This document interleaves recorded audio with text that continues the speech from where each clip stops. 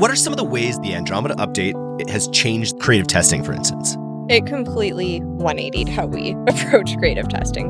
Before, it was a lot more dependent on the media buyer to make sure that they were targeting the right audience. But with Andromeda, it is your creative that does the targeting and leads that for you. So the biggest recommendation is, How do you actually do persona creation for brands? it's a lot of research. We like to start with something that we call like the 4Cs, which is you are definitely not going to win if you're screaming the same thing that all of your competitors are running. That's why core differentiators are important, and that's why persona building is important. But the problem is people aren't approaching it right.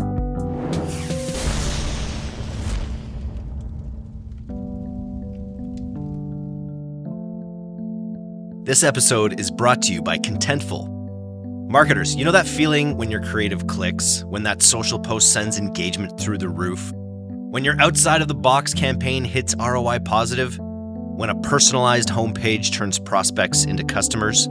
It's utter marketing bliss.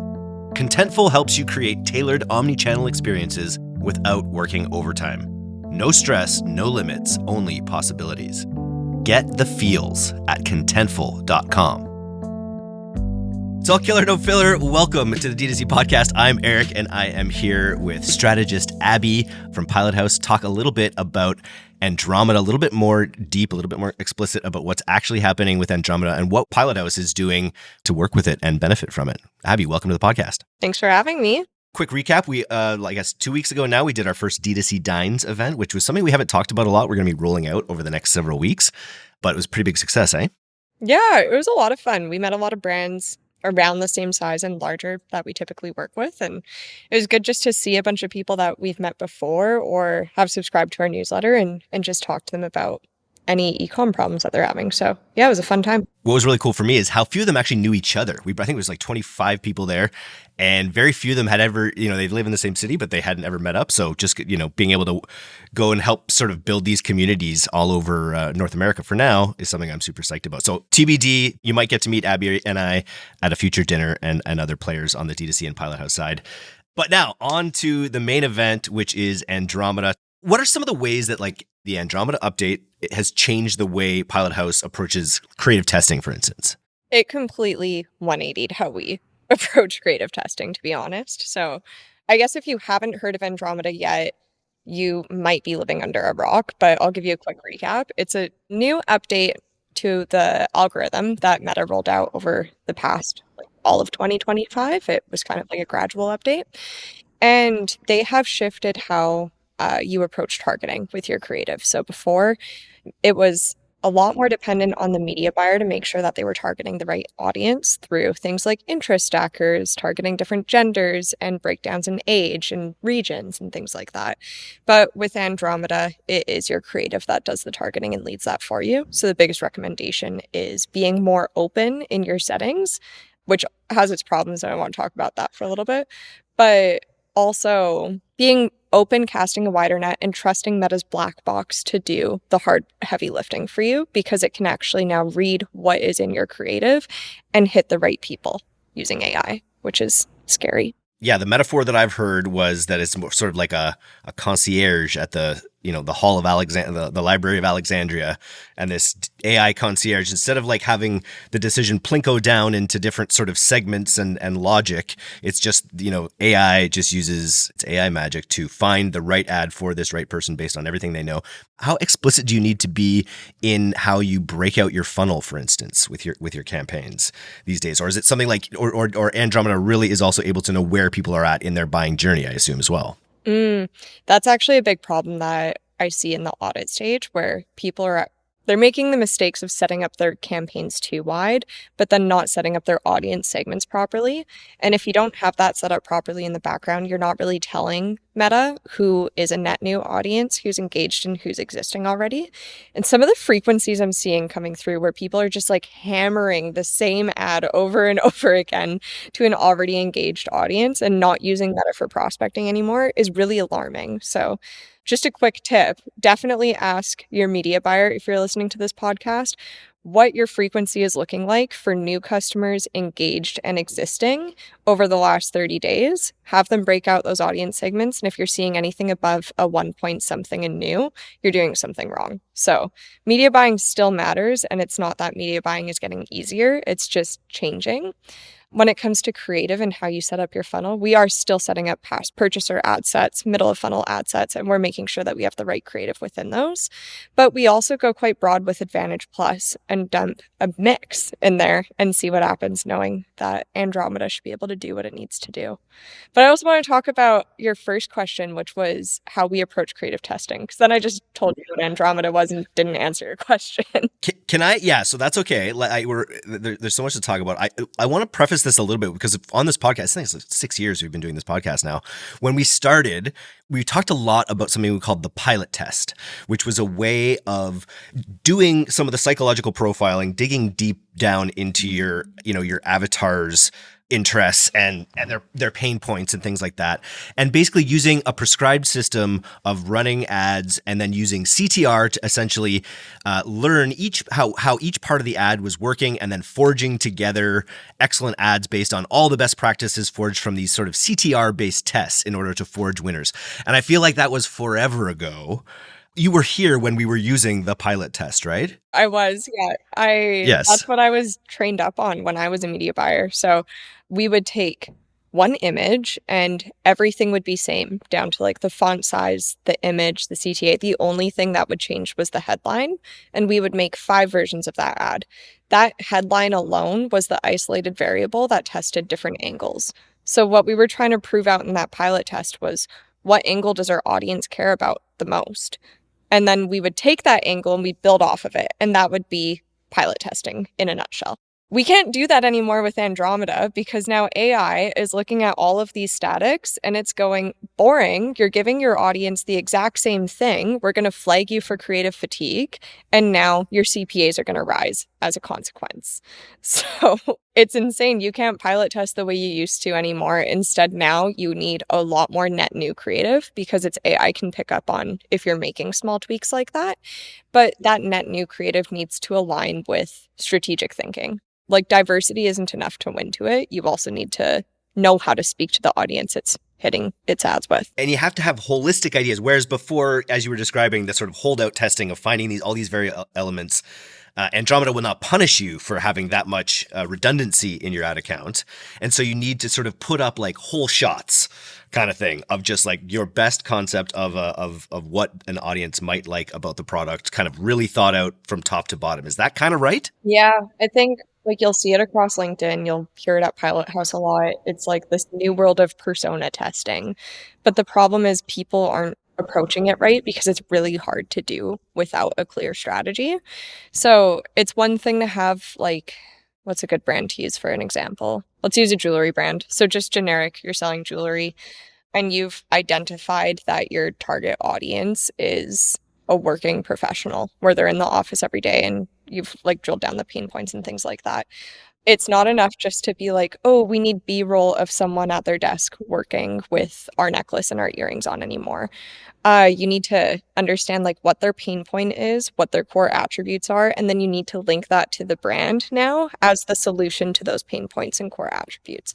So for example, if a working professional is maybe wealthier because she's in office, has a high paying job, you're not so concerned about messaging like bundling and saving, but maybe she has office attire that can't be styled in multiple ways, isn't like unique in nature. So like your jewelry is the answer to that of having like uniqueness in the office despite the dress code, and talking about like how to level up your styling when you're in office and you're wearing your boring millennial gray suit.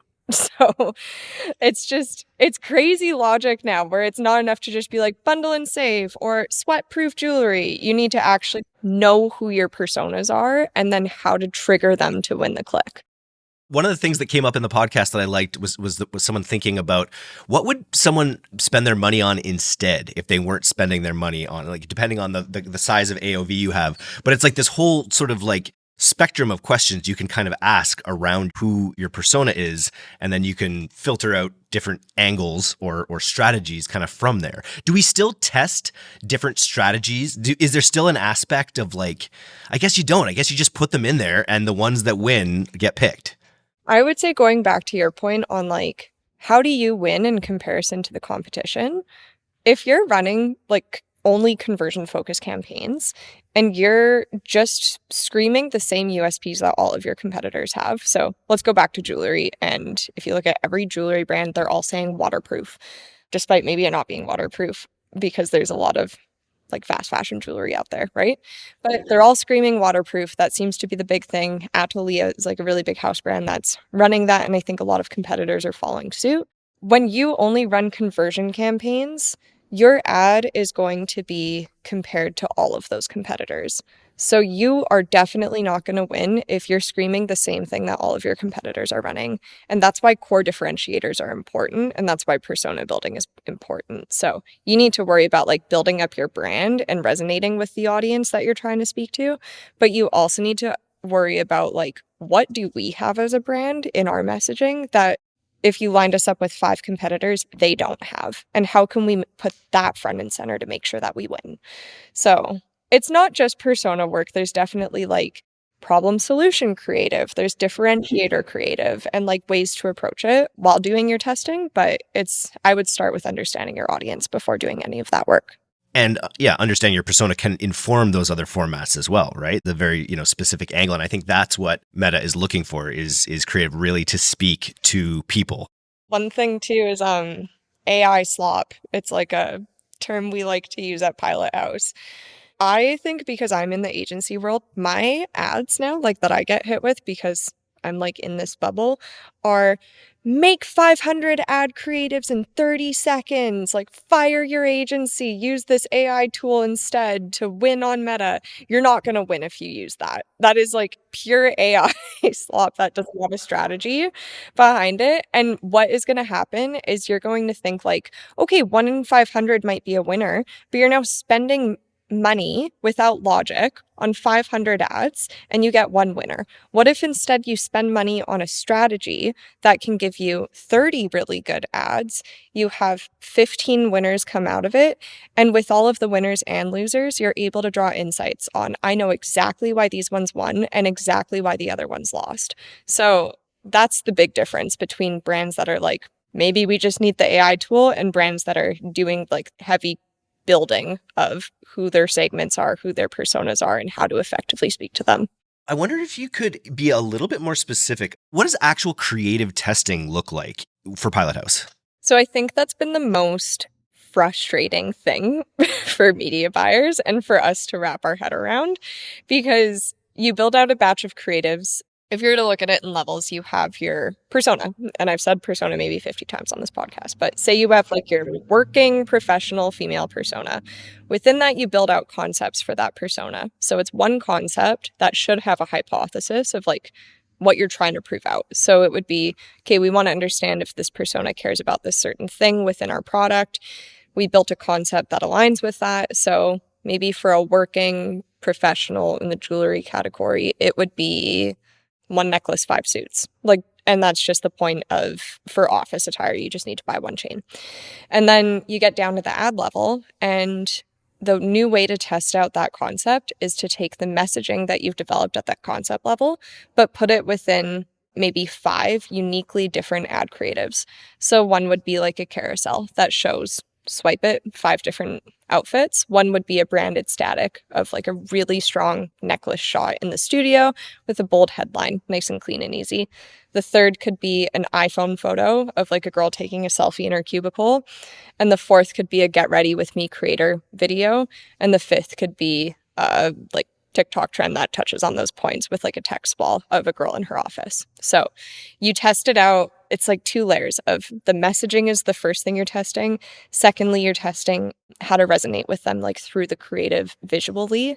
And then you dump them all into the same campaign, but you're able to have findings, which is kind of cool. I love it. It also gives the opportunity, to create moments in someone's day. Like if you were just launching a bunch of static ads or a bunch of video ads or whatever, but as opposed to like you're launching across the ecosystem in all these different formats, they say like to build a brand, brand awareness, it's like 2 impressions in the morning, 2 impressions after lunch, 2 impressions in the evening kind of thing. That's the most, basic way to say it. But by just going diverse with your ad formats, you have that bigger chance of reaching people at other moments in a relevant time. Yeah, you also have a chance of being memorable. Like if you're really trying to drill home the fact that like we are for the working professional, odds are they're not remembering. No one remembers your first static ad that you serve them, no matter how good it is. But if you hit them with the same message in like a fun, engaging way in 4 different visuals, guaranteed the likelihood of them remembering your brand is going to like tenfold. So I think that's the North Star there. So, just sort of practically for people listening who think they might have personas in their ads, but maybe aren't sure, what goes into the creating of a persona? How much of it is what the brand tells us versus what the data tells us? How do you actually do persona creation for brands? It's a lot of research. We'd like to start with something that we call like the 4 Cs, which is taking a step back outside of just what the brand is saying across their website, who they are, but actually looking at culturally what's happening in their vertical.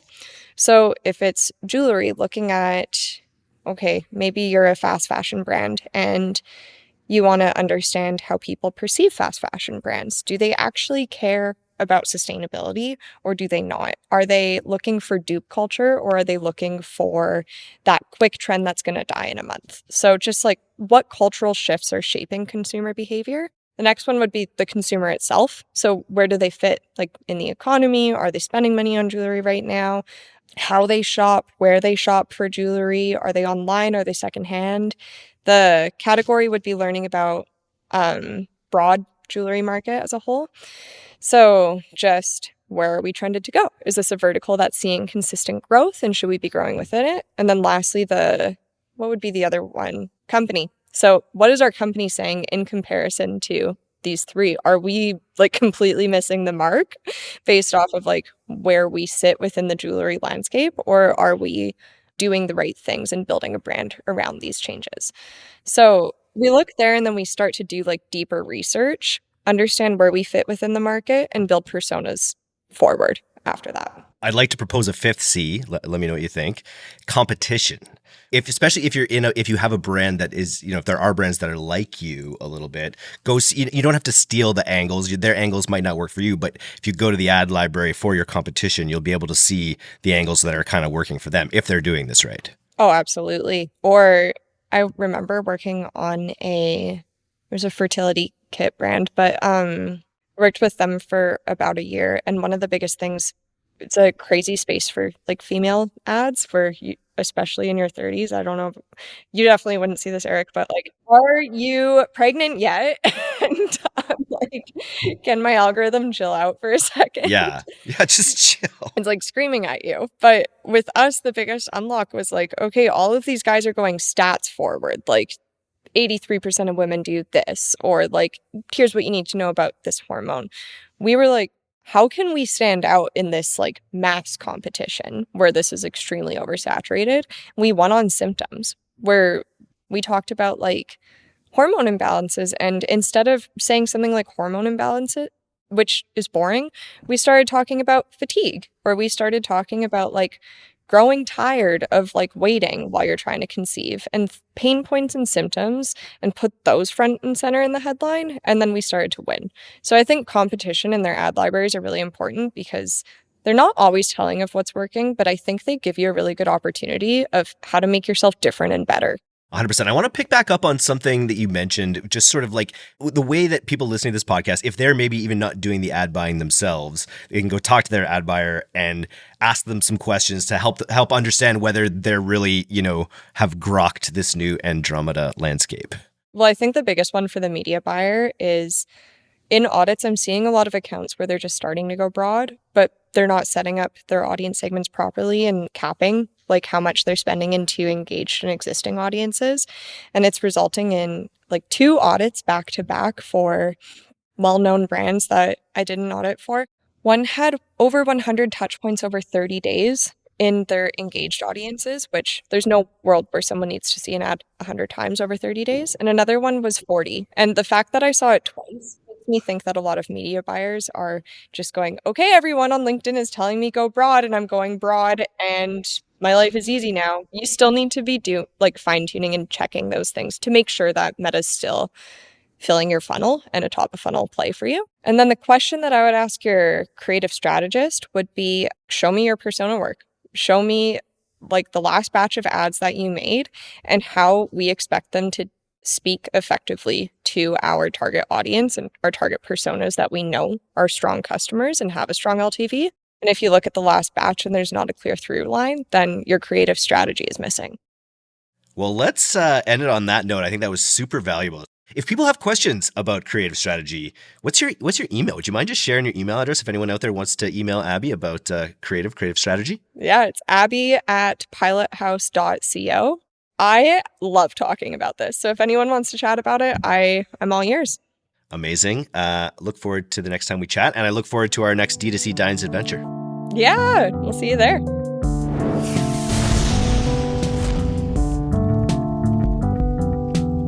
Thanks for listening to today's episode. If you're not getting the D2C newsletter, you can subscribe for free at directtoconsumer.co. And if you want to learn more about Pilot House's all-killer, no-filler services, take off to pilothouse.co. I'm Eric Dick, and this has been the D2C Podcast. We'll see you next time.